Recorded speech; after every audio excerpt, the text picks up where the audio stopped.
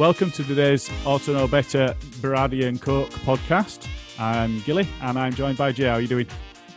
Yeah, not too bad. Feeling good after a win. It's different atmosphere in here, isn't it, when we've won a game? It is. It was a bit of a frustrating one for me, but it's always good to get the 3 points. I think personally, I think we played well, if not quite well enough.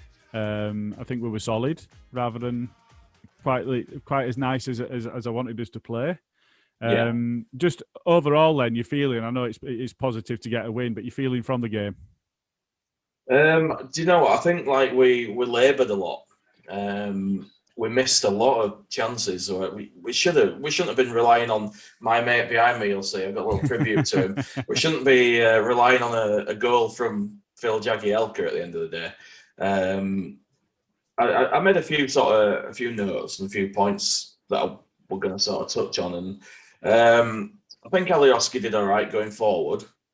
I know he had his usual sort of defensive frailties, but he was lively today. He caused them problems at times. Yeah, and he nearly got a goal himself. So it was a good effort for him, and it's good to see him have a game like that because he's so inconsistent and he's not been great recently, has he? I think he needed a decent performance. Coming off a tough, great result for North Macedonia against Germany, but he gave away a penalty that nearly screwed it up for them. So, great result for him, but a bit tough for him. But you're right. He could have had one, maybe even two today. He had a couple of volleys that were good. There were one though that I remember. He'd broken into box several times, but there was one time he got to byline and he cut in, and you're thinking, brilliant, just cut it back, and he didn't. He put it straight across, and all that were there was Sheff United players, and it's like, oh.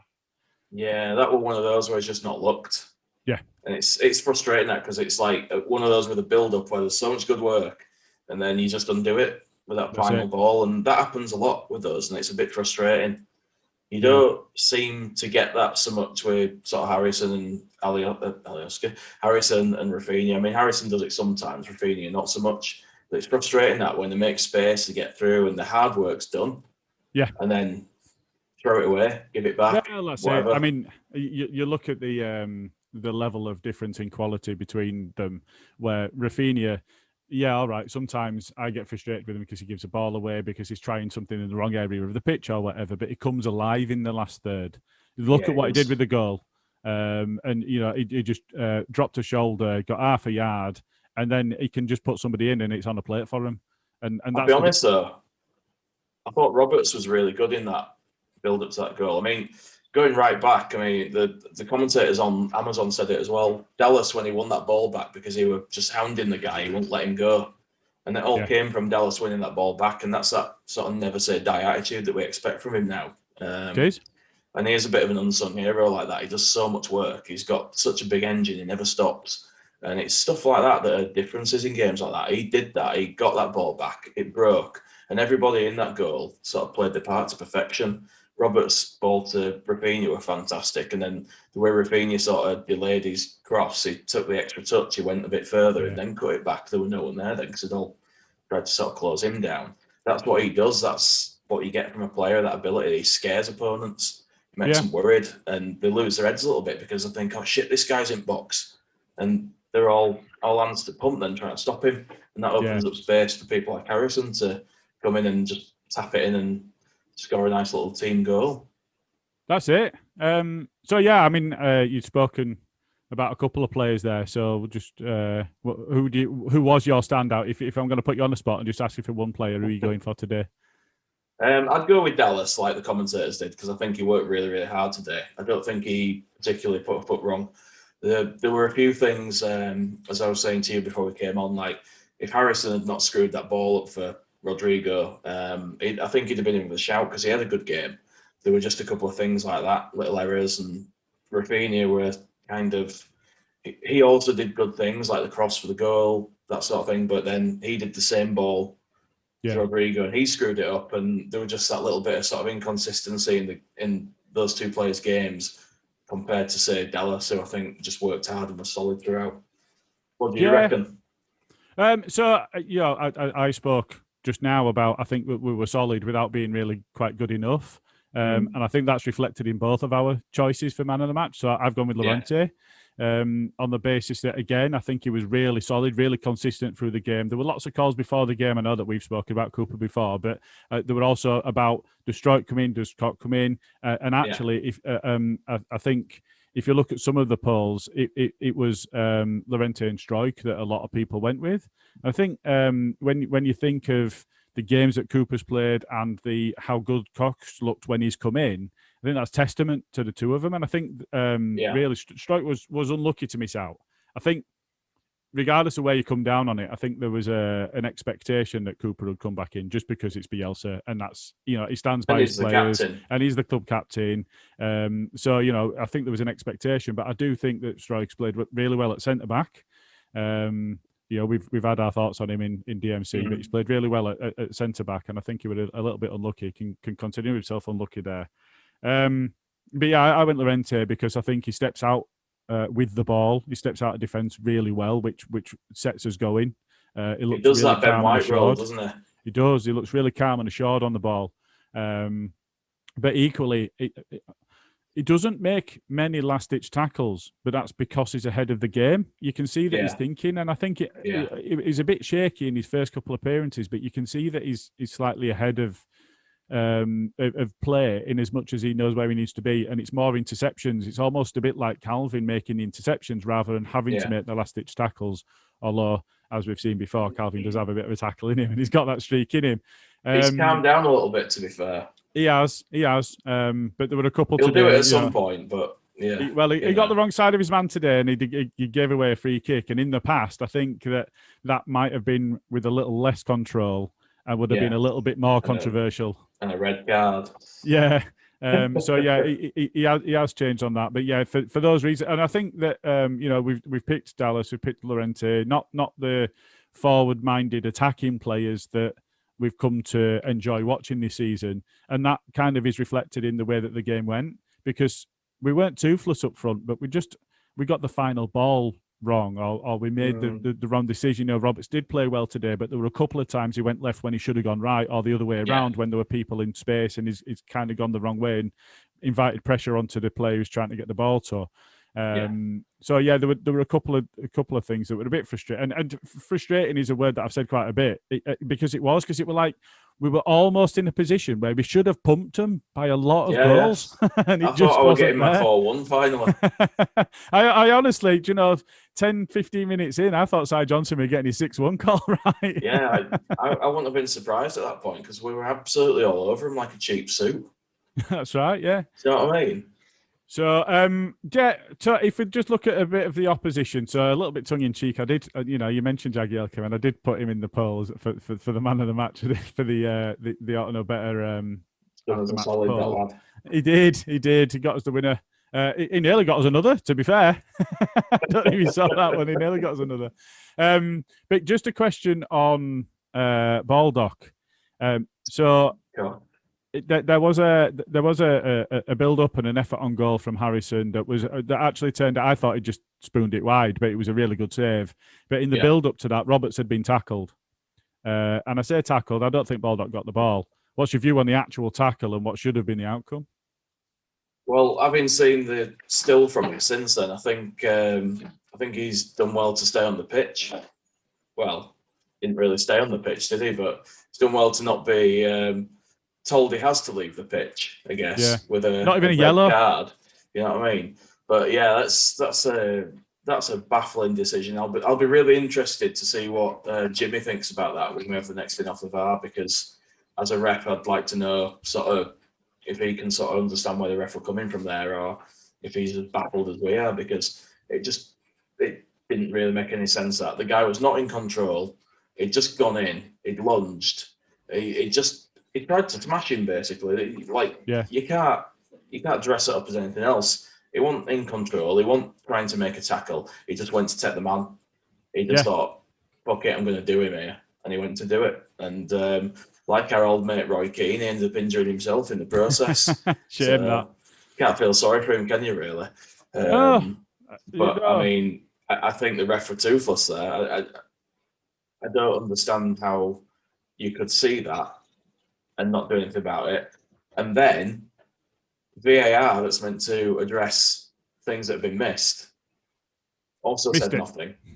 And they can watch it as many times as they want in slow motion. And at what point is that justified? How do you justify a guy lunging in like that, nowhere near the ball, just going to smash a player? Nobody says a word.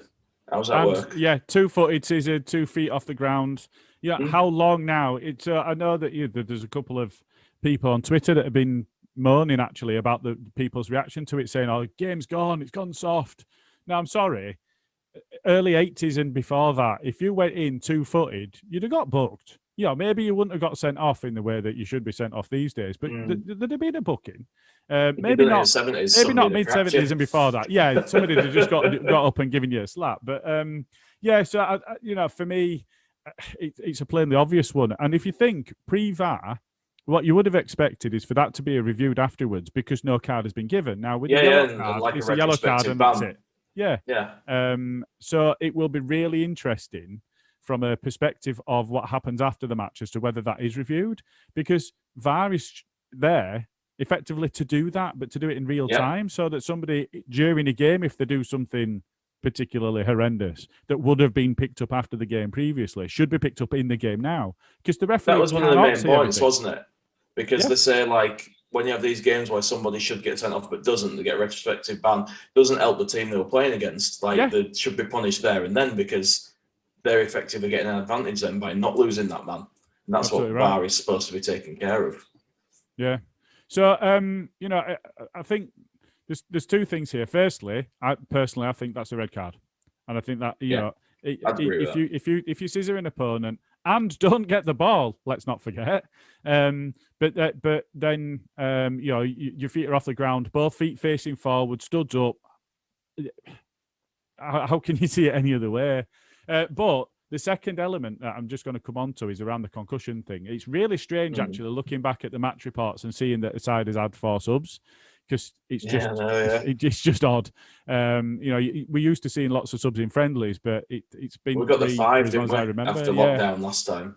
We did, yeah, and it's really strange seeing that. But in terms of concussion controls and so on, I think there was a conversation. I think it was at halftime with Alan Shearer, and he was saying that football's got to get it right, and I think.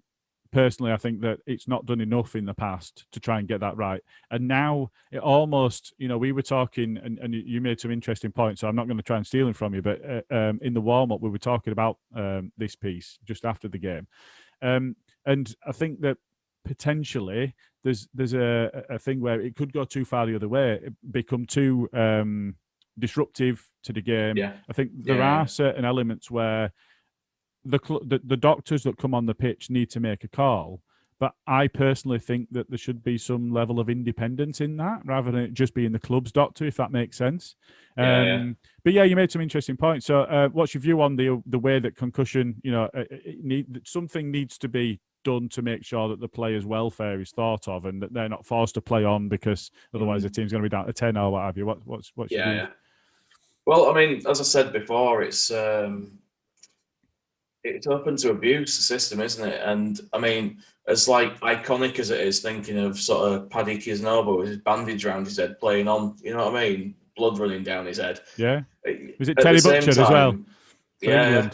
At the same time, you shouldn't be making people play on if they've been smashed on the head. We've seen a lot recently about long-term effects of football, heading the ball, head injuries, that kind of stuff. And I think our understanding and stuff like that's come a long way in probably just the last sort of maybe 2 or 3 years even. Yeah. And I think, as we were saying before we did the recording, it's hard for a ref because, and for a doctor, I guess, because they're going to get struck off if they get it wrong. But it's hard to make a call as to whether something's genuine or not. You don't want to make it so that people can just go down and say, "Oh, I've hurt my head, I need to go off," and waving a finger in front of someone's eyes, getting to follow it. If they want to fake that, they'll just not follow it. It's easy enough to act goofy and delirious. I mean, there's a joke in there somewhere, but I'm not saying it. But you don't want to be the ref or the doctor who gets it wrong and says somebody is okay, and then they collapse 5 minutes after the game. You don't want to be that person. So you're walking a tightrope there of trying to make sure this system that's been put in place for good reasons and valid reasons is not being abused and taken advantage of, because it's professional sports. People will always seek to gain advantage or bend the rule any way they can. Yeah. That extra sort of little tiny advantage you can get, that might make all the difference, and people will do it. But as I say, it's difficult for officials, refs, doctors, the lot, because they have to make the right call, and they're looking after someone else's welfare, and they're also, when they make those calls, their careers on the line each and every time. So it is difficult. I mean, I like to believe people will, keep the spirit of it, because it's been put in place for good reasons to protect people. Yeah. But the cynical part of me thinks, somebody at some point is going to take the piss and take advantage. And as you said to me before this, the Bloodgate thing with the rugby player, where they did the blood capsule so they could get a blood bin and get somebody else on. People will always try and find loopholes, advantages, and ways that they can garner something from a game when they need that little something extra. Yeah, and you just know it's going to be Dean Smith. Dean, you shouldn't play on when someone's on the deck. But it's okay if it's us, Smith. That one. That Dean Smith. One. Yeah. John Terry only gets angry when it's against him. I think that's fair enough. Yeah, some good comments there. So we're just going to break away now. So Karl, a regular member of the Orta Know Better crew, is going to provide us some thoughts on the game. So we'll just break away to him. We'll just listen to his thoughts on the game, and then we'll come back to you. Just a bit of an opinion on the game. Really, it's more kind of summary, but I thought for the opening 5 minutes we were quite good, dangerous enough going into the game. We didn't let Sheff United settle on the ball very much. I thought the free kick on the edge of the box early doors was a good sign from the referee that he wasn't going to let stuff slide to a point where it was getting out of control, and he wanted to assert that kind of authority early doors. But again, that's something we'll take up with Jimmy the ref on in off the VAR. Also, I thought when he gave that first booking of the game, that was quite early as well, and I thought it set the tone for the game, where it was quite a free flowing game. Then there wasn't mad free kicks all over the place. So, anything that was a free kick that I felt was quite merited. Now, in saying that, the Baldock challenge, I genuinely don't know how he's not got a red for that. I think he's banged his head, got concussion, and I think it's rubbed off on the ref, really, the concussion, because I don't see it in the rules that just because a player has got concussion and has had to go off and get treatment, he shouldn't get booked. Or I think he would just send an off offence, really, if I'm being honest. And he just goes off, gets treatment, comes back on, and then that's it. There's nothing said. That decision baffled me. He'd set the tone out early doors as to how we wanted to ref the game in relation to free kicks and what was going to be classed as a booking and what wasn't, and then that challenge, and I thought that was just it was ridiculous. He could have done serious damage to Tyler Roberts there, and I'll be honest with you, I wasn't at all impressed by that part of his side. And it was, again, that's something that I think we'll be discussing with Jimmy the ref on in off the VAR. Also, I think Tyler in that first half and a lot of the second half as well was very influential in some of the building of play. He very much making himself available on a regular basis. It was quite nice to see him.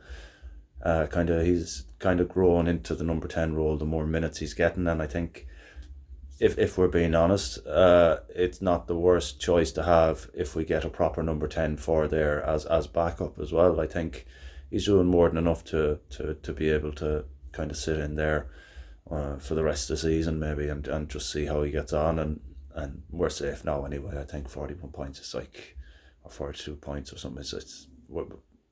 We're fine now at this stage. It's like we were saying previously, maybe it's time to start blooding in a few of the kids and maybe go from there and see who we should be sending out on loan at the start of next season, and who should be getting to stick around and enhancing their development by being around the first team squad. But look, overall, I think it was a good game. Our passing is, I think we seemed to be too comfortable at certain points in the game, even at 1-0 and then at 2-1 as well. There was a few flicks and a few tricks here and there that weren't coming off, where it was easier to just play the simple ball. And I thought if we had played the simple ball, I think there would have been less pressure on the defence as to what there was. Like, so I think all in all, it's a performance to be very happy with. It's 6 points over Sheffield United now this season. Like, so that's something to look at in a positive manner. It's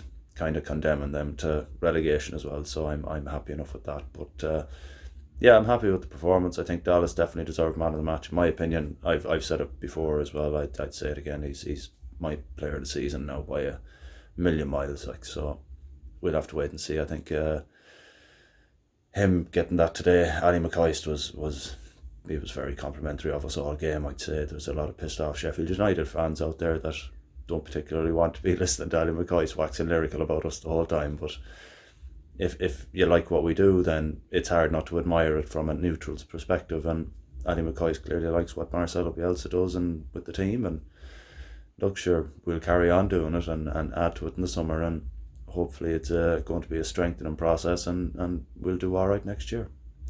Anyway, that's it. Nice one. Okay, thanks very much, Karl. So yeah, just one more reflection on the game today. Was, I believe, and we did speak about this in the warm-up as well. I believe that this is the first time that we're able to celebrate having all 4 of our new signings, our main signings. I know that there was some Harrison's contract was extended, and Melia, I think, became permanent, but the flagship signings all on the pitch at the same time. So it seems crazy that we're 7 weeks from the end of the season. I know. And it's the first time we've had to wait till April to see everyone on pitch together because no one's been fit. There's proper Leeds, that, isn't it? It's just you can write it. It's crazy. I'm just glad Ken Bates is not here now, because he'd be telling us how someone coming back from injury is as good as a new signing.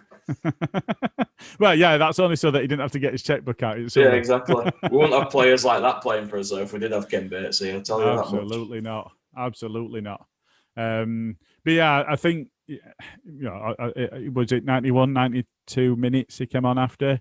So nothing to write home about in terms of performance. Yeah. That's right, yeah.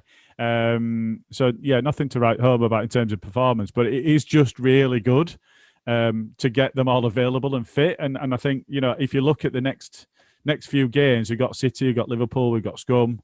It's really important that we've got our best players and that for the running that we're firing, because people talk about we don't really have anything to play for because we're not going to get into Europe and we're safe from relegation. I get that, but there's like 1.5-2 million pounds per league placing. Yeah. Do you know what? I think in the warm up in the commentary today on Amazon, which I thought actually was decent. I thought it was pretty good. Yeah, they were all right today. Ali were decent. Yeah, I like Ali. He's a good guy. He don't like say shit because he's biased against you. He appreciates decent football. No, but he'll be honest and say that were good, that, or he'll say that was shit, that. And I like that. I like a commentator who'll do that. Yeah. We need our good players fit and firing on all cylinders. Let's have a good finish to the season.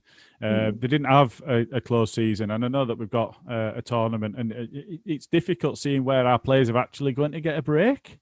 We spoke about Early, we spoke about Bamford and whether they were going to get called up for and Dallas, whether they were all going to get called up for England. Yeah. And Leeds like Dallas. That's it.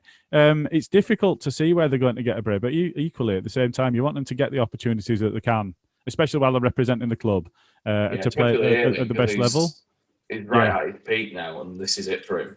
That's right. And for him to be so humble to say, I'm probably never going to be good enough to play in the Premier League. And drop down to, was it Yeovil he was at, and so on after Arsenal. I think it's brilliant. It's great. And such a character. He just wanted to play football. Yeah. And he went off and did it. And he said, do you know what? If I have to go start at the bottom and fucking do some graft. I'm going to go do it, and he did it. I'll Yeah, tell you something. right. It's a hell of a story. It is because he's never been someone who has been considered a fancy player or a star player before he came and played for us. Yeah. And then once he settled into our side, he's had periods where he's been off the boil a bit, but all players do. But overall, I'd say he's been one of the best signings we've ever made. Agreed. Yeah, I think it'd be really difficult to argue against it. Yeah. You know, and we speak about, you know, I spoke to you before about whether you rate Cooper as a player, the consistency and the availability he's had throughout the season has been really key to us because of the other injuries that we've had. But at the same time, Ayling's played at centre back to cover. And he's played at right back, and I don't think he ever played in midfield. There were a thing of he might end up doing that. I don't think he's done that this season. But you know, he's been adaptable. He's been in at the right side of a three. He's been right wing back, right full back, and that's typical of a Bielsa player. But that's actually what he's become. He's really a key Bielsa player, and it's ace to see. If anyone's bought into it, Luke Ayling has. And that goal that he scored against Town, obviously. Live on in the memory of that one. That was the last game we went to, wasn't it? Before it all got locked down. It was. Just me and the two lads ago were just reminiscing about that the other day. You know, none of us knew at that point that we'd miss all this. That's and we all got so worried that we'd get promoted and not get to see it. And we used to joke like, you know, Leeds would get promoted and then there'd be like a nuclear attack or something. You know, we'd never get to see him in Premier League. But I'm just so pleased that these lads have pulled it off and we will get to watch them as a Premier League team. And I think we deserve that and they deserve that. And it would have been so Leeds. It would have been so 16 years outside the top flight. Yeah. One season in the top flight. Yeah. We can't go see them.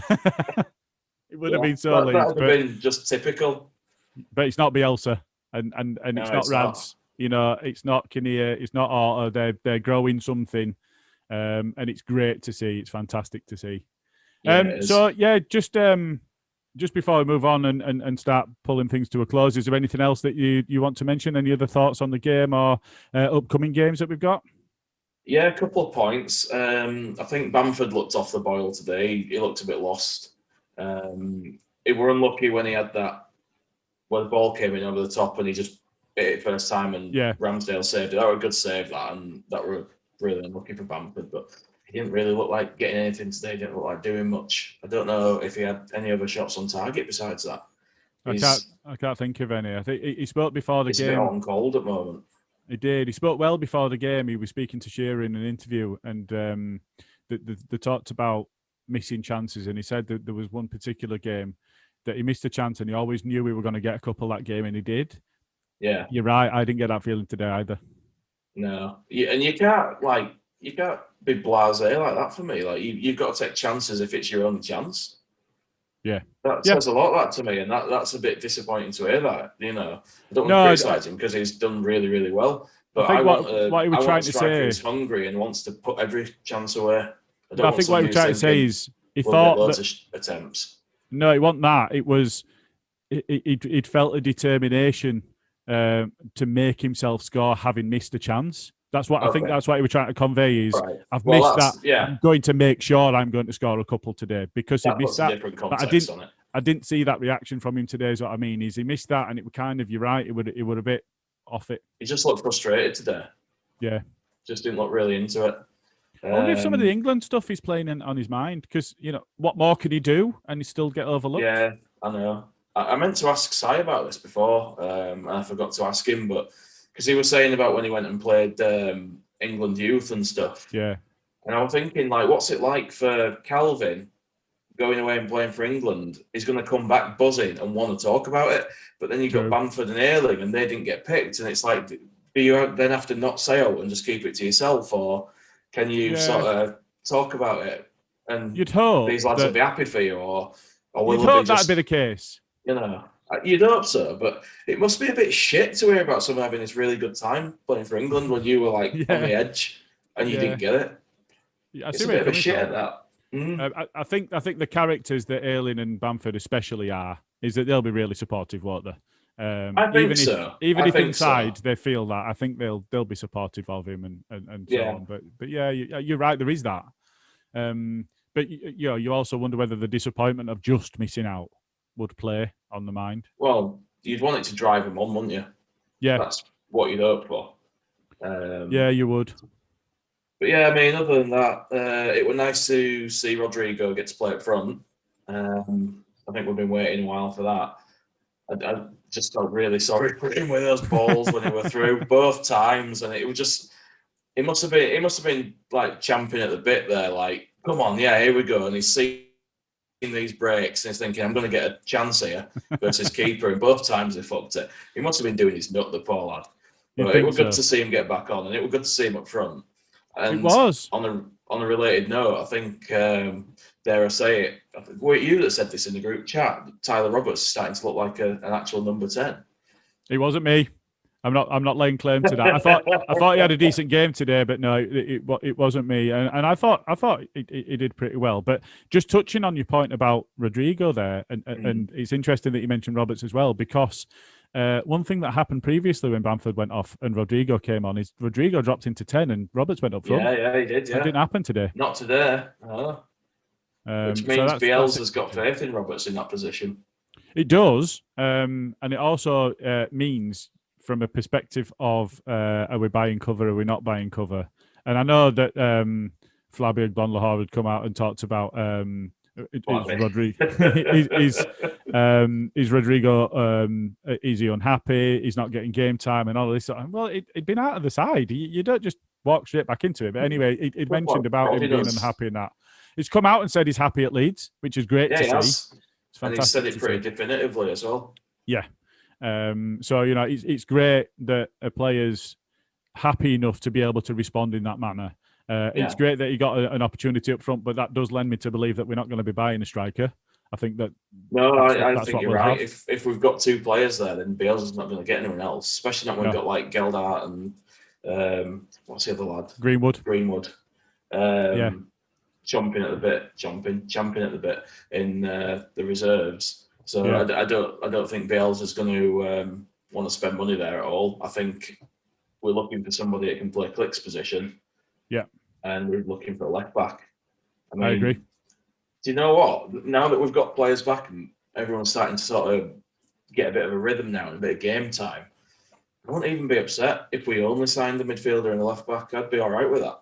No, I agree. You know that's what I'm looking for. I mean, you've said before that you think Koch and Llorente will end up being our first choice pairing. And, I give Cooper some stick. But if we were to go from having, say, Berardi as our backup centre-back to then having Struijk and Cooper as our backup centre-backs, that's a step up. Yeah, it is. Do you know what I mean? And I don't think we really particularly need to buy more defenders if that's the case. No. I think a left back and a midfielder, and I think we're well on his way. I'd like somebody that can play Phillips' position, but those are the two things that are the most important to me. The thing about Phillips' position, and all right, yeah, there is the thing about people do need to be fit. But for me, Llorente, I've never seen him play there. I have seen Koch play there. Does it well. I've never seen Llorente play there, but he's got all of the attributes to make a success of that. And when you have got Struijk and you have got Cooper, I don't want Struijk in there, but Struijk is a backup centre-back to allow one of the other centre-backs to step into covering Phillips, allows us to do that. I think we do Llorente need is most suited to that. Yeah, he's got everything. He carries the ball well. The one thing that I'd temper that with is we all thought that of White. And I was just thinking the same thing. I was just thinking the same thing. But I think both Koch and Llorente have played there before, haven't they? I've never seen Llorente play there. He may have done. No, I know that Koch did. Yeah, I think he's done so for Germany and for at club level. Whether Llorente did, I'm not sure. I wouldn't be surprised. I would not be surprised. Afterwards. No, I wouldn't. But I think we're in good shape. I think coming up to the end of the season, we couldn't have asked any more of these lads. They've exceeded all our expectations. Absolutely. And I think we're in the top half now. We're above Villa, aren't we? Yeah. And I think they've got 2 games in hand now. And one of them. Who cares? I can't remember who they're playing to Fulham tomorrow. Which we've got the points on the board. Pressure's on them. Well, it's not even pressure for us now, is it? We've done, I think, more than as fans, we could have expected. I think most, if not all of us, when we started this podcast, said, "Do you know what? I'd take 17th today." Yeah, and we all would have done as long as you survival. Stayed up. It's survival. And we're at a point now where I think just a small step up would see us like nipping at the ankles of Europa League teams. Yeah, just a little bit more consistency, a bit more solid at the back. That's all we need. There's absolutely like nothing wrong with us going forward. There's that odd final ball that needs addressing. There's nothing really else that I would say. Yeah, agreed. And Rodrigo De Paul would would really cap that off. You never know. You never know. And to paraphrase another J, Premiership completed it, mate. So, any other thoughts just before we move on to closing thoughts? No, I think I've waffled enough, mate. I think that's it for me. I've got everything off my chest that I needed to there.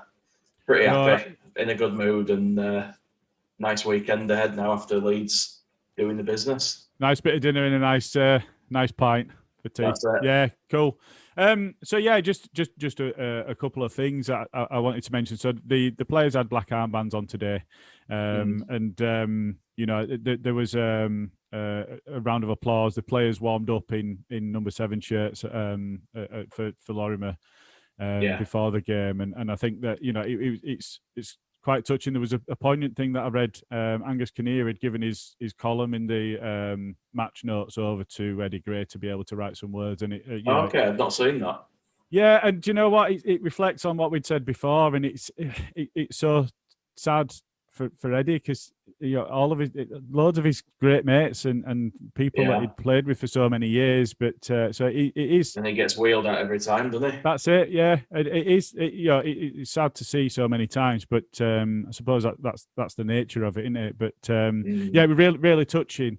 And another, it was also for Chris Loftus and Kevin Spate that they had the black armbands on as well. Yeah. And it's 21 years this weekend since what had happened. But, yeah, I can see that. Yeah. But there were a couple of Leeds fans, Cam Mann and Macaulay McDonnell, that had set out from their group chat to raise some money around to get some banners and some flags in remembrance because the fans couldn't be there. To pay homage to the two fans and to Lorimer as well. So one of the things that we're just trying to pull some money together, and then it got onto Twitter, and I think instead of the £400, it went well over 4,000. And so they've had the banner. Sounds about right with Leeds fans. We stick together. We can't take that away from us. Absolutely. So I think they're from Alton Moor, and there's a picture of it on Alton Moor where they've taken the photo of them all stood there. But I saw it. I think it was on the footbridge over the M621 Ireland Road as well. Yeah. Nice, and another one on Centenary Square as well, which is really nice to see. So everybody that were involved in that, just well done to the two young men that organised it, but well done to everybody involved as well. Yeah. It's really nice to see. It's a lovely little tribute. It is. Cool. Okay, so I've also waffled enough now. So we'll call it there. So thanks for joining me, Jay, and thanks to everybody for listening. Another 3 points on the board into the top half of the table. That's nice for us to see, and bring on the scum, City and Liverpool. Absolutely. Let's smash them. Cheers, mate. I'll speak to you soon. See you later. Bye.